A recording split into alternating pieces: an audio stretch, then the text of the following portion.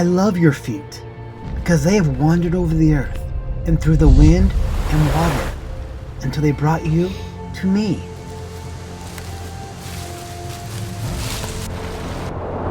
Our feet carry our journeys. They hold our stories. From the first steps we take through childhood and into adulthood. Every step records a sound. Every step holds a memory. It's through our movements our lives grow and change. And it's our feet that carry us through all of life's joys and pains. This is the sound of Little Feet. A podcast about identity and family. Orphans, foster care, and adoption. A little bit of wonder and awe and the power of healing through play. These are the stories of people like you and me, and the journeys all of our feet have traveled to be here today. For a few minutes, just put everything down and come with me. Let's go on a treasure hunt together, and let's just see if we can find ourselves some gold and diamonds.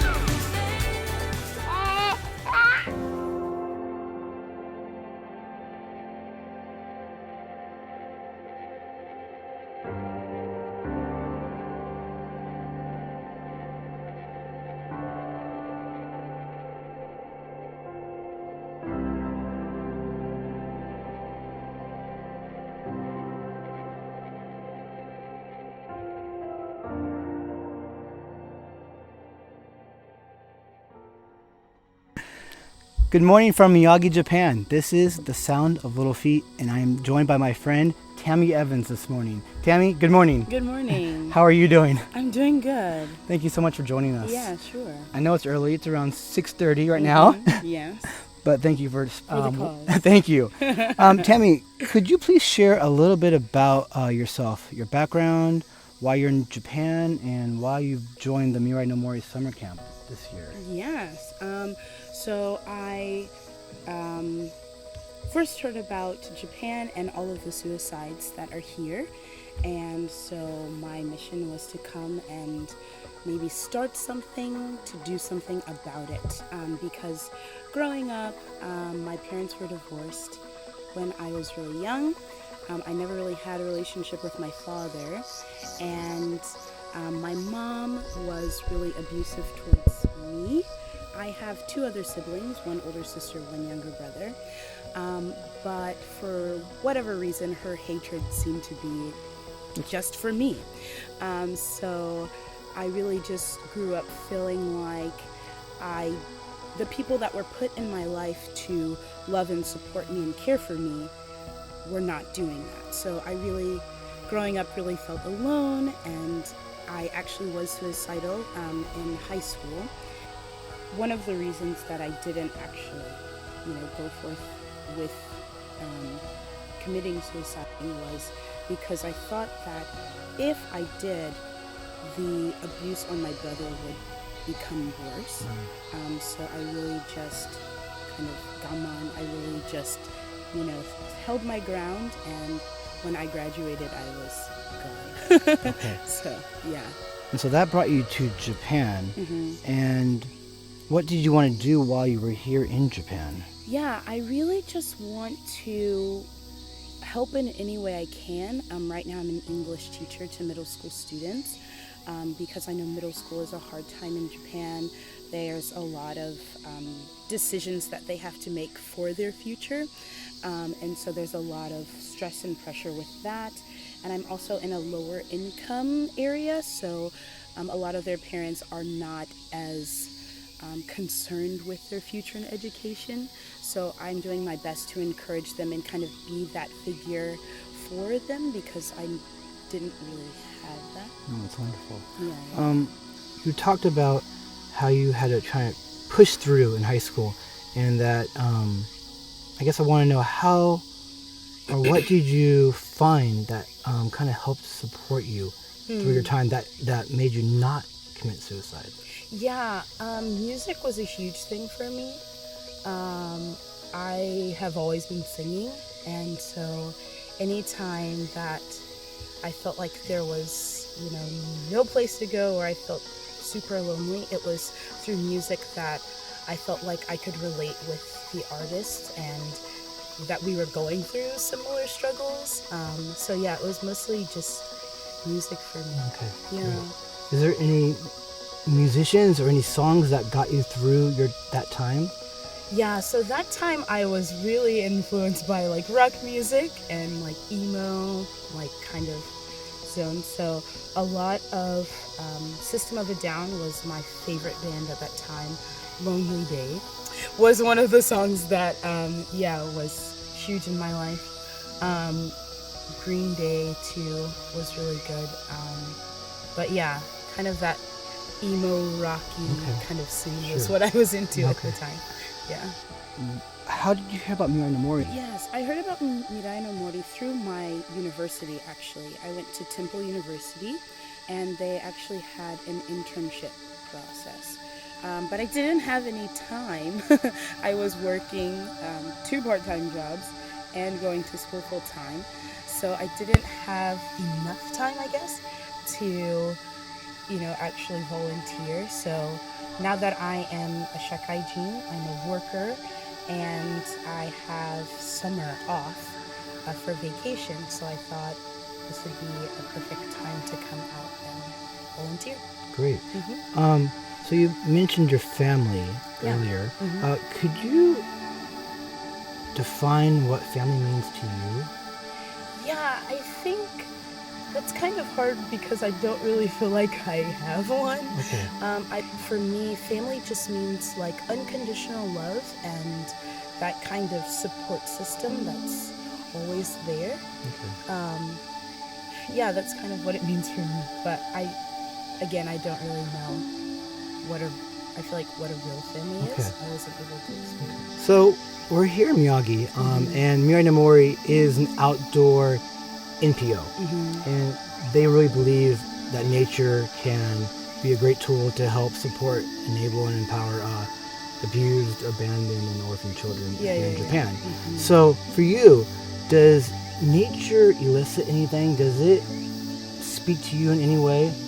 Yeah, for me, being Christian, being in nature and cutting like out all of the city life, we don't have much internet here, or we're out in the wild, and so it's really easier for me to really just kind of admire like God's creation and really see how everything kind of works together and how it's all beautiful. But also it's a good way to get away from social media, get away from Facebook and Instagram and likes and all of that craziness, and really just kind of become or really realize like who you are and like what you're doing and why you're doing what you're doing, and really kind of look internally and kind of do a self-check of what's going on in your life. Okay. Because I think in Japan it's easy to get super busy and you forget about everything that's going on and you're just trying to get to the next place on time.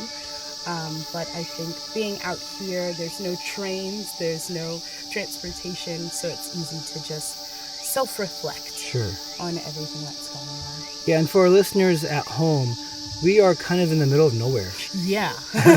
So we're surrounded by mountains, and there isn't a train station or anything really close by. Yeah. So over here I have this empty backpack, and I'm kind of using it as a metaphor because here in nature, at camp, the kids really need their backpacks, and they need to have certain things. when they are going on their adventures every day. But actually, in general, these children, I feel like they don't have everything that they need as far as life skills, and sometimes they're even behind other children their own age. So if you were to put any one item in that backpack to give to these children that we're working with for their own journey, what would you fill their backpack with? It could be anything. It could be something that would inspire their imagination. It could be something that would help their education. It could be something that just makes them laugh and gets them through the hard times. Something that they can use at age 2 or age 6 or age 8 or age 20. Anything that you feel that you want to put in their backpack that you feel you needed maybe, or that you feel like they would need.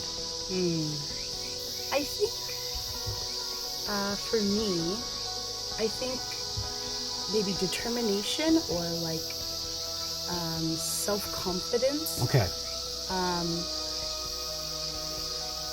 Really helped me. Okay. Was really helpful for me. I don't know how to put that in. No, that's fine. So you would want to put determination and self-confidence into their backpacks. Yeah. That they can carry with them. Yeah, because I think that regardless of whatever that you come to or whatever things that you may face, it's that self-confidence and that determination that can help you overcome that, despite your background, despite your situation. But I mean, even with me, like me even being in Japan and doing what I'm doing here, it's all through that determination of wanting to do it regardless of whatever's thrown at me, and having self-confidence despite my past. Okay, I love that. Thank you. So I talk about wonder and awe a lot, and I really believe it's important for every child and every adult to have something that sparks their heart and brings their heart to life and brings their imagination to life. So I guess I really mean play and just the ability to be wowed. But I understand that for a lot of children and a lot of adults, that wonder and awe sounds a lot like bullshit. And that it doesn't really help them to deal with the reality that they're stuck in at this moment. So for you, does wonder and awe have any place in your life? Has it had any place in your life? And has it inspired you in some way on your own journey?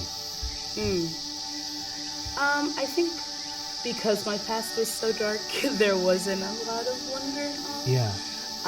But in kind of getting past that and really meeting people with other dreams, with that wonder and awe, I have been inspired.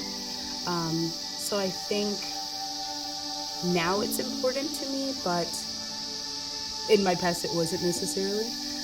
But I think, again, maybe through music, it can be really an inspiration to think beyond what you normally would. And I get inspired by music a lot, just in normal life. Yeah. So, yeah. Okay. Music. So I have a quote that I really love. It's by a man named Mike Ebling. He founded the Not Impossible company. And the words that he said was, "If not now, when? If not me, then who?" What do those words mean to you, if anything? Yeah, to me, it just means that it's kind of the call to action right now.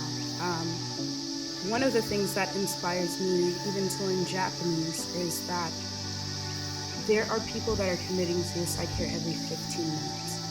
And when I was studying Japanese and there was a kanji that I couldn't get or I couldn't understand, it was something that motivated me to continue to push myself past that and know that this problem is happening now. And if I want to do something about it, I have to make myself better in Japanese, better in speaking, writing, whatever it is, so that I can continue to help those kinds of people, because it's not necessarily a huge movement that's happening now. In Japan, a huge problem is someone jumps in front of the train, and I think Japan is really callous to that. It's a lot of, oh, like my train is late, someone jumped in front of the train, let me hurry to the next one. And I feel like a lot of people don't think someone was so hurt or they were so changed by society that they wanted to kill themselves by jumping in front of a train. Like, that blows my mind and that's insane. So for me, having that constant reminder by my train being late of someone that was so affected that they wanted to end their life in that way, really just pushes me and motivates me more to learn Japanese and really have an effect on people and speak into their lives now. Yeah. So we're going to wrap this conversation up. Is there anything that you would like to add or leave your listeners with before we say goodbye? Yeah, it's you now. Whatever your passions are, I guess, whatever is on your heart, like, don't sell yourself cheap. Like, there's always something that you can do, despite however many challenges you feel like you face. Like, make sure that your passion is what's guiding you to do whatever it is that you want to do, and don't stop until you are there. Great. Yeah. Thank you, Tammy. It's been a wonderful conversation, and have a great day. Thank you. Okay. You too. Everyone's got an ache. Every heart is bound to break. Everyone's trying hard, meaning well, falling